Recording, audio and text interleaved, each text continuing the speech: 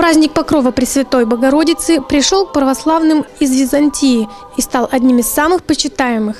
14 октября православная церковь празднует этот большой и светлый праздник. В этот день в Камрате службу воспевали служители храма и епископ Камратский Кагульский Анатолий. Святые имели жизнь святую, и все равно они себя считали недостойными предстать пред лицом Божиим.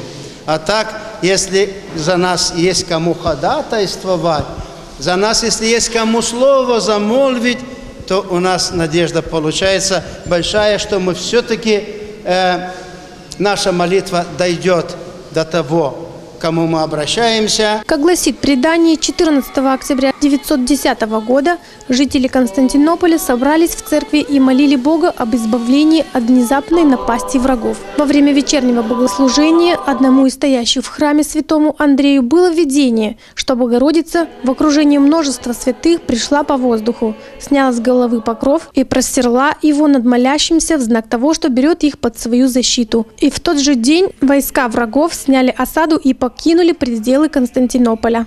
Тогда стало понятно святому Андрею то, что он, Матерь Божия, этим показывает, что она покрывает себя своими молитвами весь род человеческий. И они даже услышали слова Спасителя, когда говорит: «Проси у меня, мать моя, и все, что ты не попросишь, я все твое желание исполню». Также епископ рассказал горожанам о благополучном визите патриарха Святейшего Кирилла в Кишинев и его подарках для православных храмов Гагаузии. Память о его визите каждому из правящих архиереев подарили вот такие Евангелия, чтобы находились в кафедральном соборе.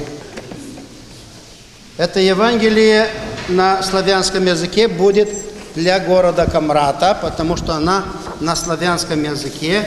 И как вы здесь видите, Евангелие для дар святейшего патриарха Московской и всей Руси Кирилла, память о посещении православной церкви в Молдове 8-12 октября 2011 года. Не случайно епископ Анатолий совершил визит в Камратский храм именно в день Покрова Пресвятой Богородицы, так как сегодня в церкви было много прихожан, и не только с Камрата, но и из близлежащих сел.